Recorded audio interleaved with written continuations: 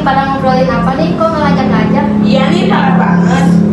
Biasa lagi ngobrolin random aja gitu.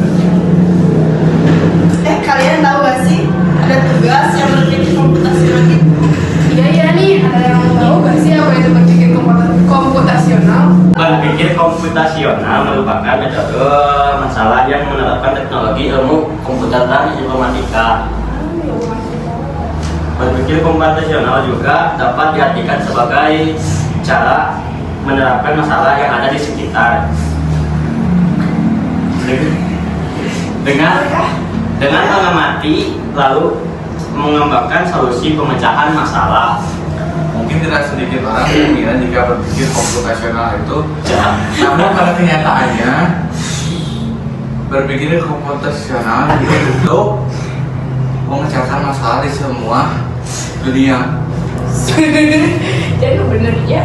Ya, ayo. Setahu aku istilah komputasional atau berpikir komputasional kemudian di tahun 2014 pemerintah Inggris memasukkan materi pemrograman ke dalam kurikulum sekolah dasar dan menengah dengan tujuan. Bahkan ya, program tersebut juga mendapat dukungan dari Mark Zuckerberg,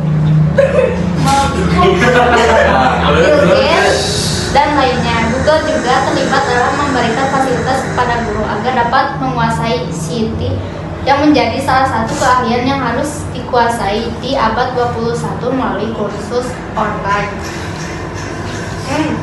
Berpikir komputasional juga dibutuhkan di zaman sekarang loh. Karena lebih berhubungan dengan penyelesaian masalah yang cenderung lebih sederhana, mudah, dan tidak membutuhkan waktu yang banyak. Bahkan model penyelesaian masalah dapat digunakan untuk model permasalahan lainnya. Aku baru ingat ada beberapa karakteristik berpikir komputasional. Contohnya, mampu memberikan pemecahan masalah menggunakan komputer dan perangkat lain, mampu mengorganisasi dan menganalisa data, mampu melakukan representasi data melalui abstraksi dengan suatu model atau simulasi, mampu melakukan otomatisasi solusi cara berpikir, algoritma, mampu melakukan identifikasi, analisa, dan implementasi solusi dengan berbagai kombinasi atau langkah atau cara dan sumber daya efisien dan efektif. Lalu beberapa karakteristik komputasional. Pertama, melakukan generasi solusi untuk sebagai masalah yang berbeda. Kedua, bukan menghafal menjadi karakteristik pertama dalam berpikir komputasional, di mana pada saat orang berpikir secara komputasional maka akan memahami suatu permasalahan secara mendasar. Oh iya, yang ketiga yaitu sesuai dengan konsep bukan pemrograman. Karakteristik selanjutnya dalam berpikir komputasional adalah sesuai dengan konsep bukan pemrograman. Dengan kata lain, computer science bukan hanya sesuai pemrograman komputer saja, tetapi kita harus bisa berpikir seperti orang yang sudah mahir dalam komputer. Oke. Ulangi. Kalau kata Ika gimana? Jadi menurut aku itu dan kita juga harus saling melengkapi menjadi karakteristik berpikir komputasional selanjutnya, di mana saling melengkapi bisa diartikan layaknya komputer science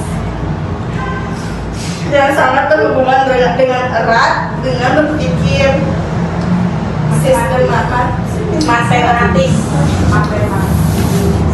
Setauku ada beberapa manfaat dari berpikir komputasional, yaitu membantu dalam memecahkan masalah yang kompleks melalui cara-cara yang sederhana, melatih otak agar terbiasa berpikir secara logis, kreatif, dan terstruktur.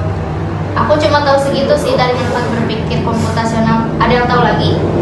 Aku membantu seseorang dalam merumuskan masalah dengan cara menguraikan masalah tersebut menjadi bagian-bagian yang lebih kecil sehingga lebih mudah diatur. Kedua, membantu dalam melakukan identifikasi, analisa, serta implementasi solusi dengan berbagai cara dan sumber secara efisien dan efektif. Memudahkan kita untuk memecahkan masalah yang besar dan kompleks dengan cara yang efektif dan efisien. Selain itu, masalah yang kompleks bisa diselesaikan dengan baik sehingga menjadi masalah sederhana, melatih otak agar terbiasa untuk memulai berpikir secara matematis, kreatif, terstruktur, dan logis.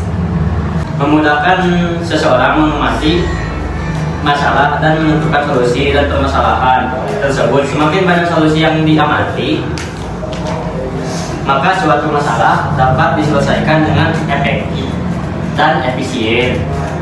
Nah, jadi kesimpulannya apa? Jadi kesimpulannya di zaman yang semakin modern dan serba dinamis ini sudah seharusnya bagi semua manusia untuk memiliki pola berpikir yang cepat dan dinamis agar tidak tertinggal dengan individualisme. Maka dari itu, setiap manusia sebaiknya sudah mampu berpikir komputasional. Apalagi saat ini penggunaan teknologi sudah tak bisa dihindari lagi dalam kehidupan sehari-hari. Karena dengan berpikir komputasional, seseorang akan mudah untuk mengamati masalah, mencari solusi dari suatu permasalahan, memecahkan permasalahan, dan dapat mengembangkan solusi untuk memecahan masalah. Selain itu, berpikir komputasional mengasah diri kita untuk berpikir lebih efektif dan efisien. Benar nggak? benar.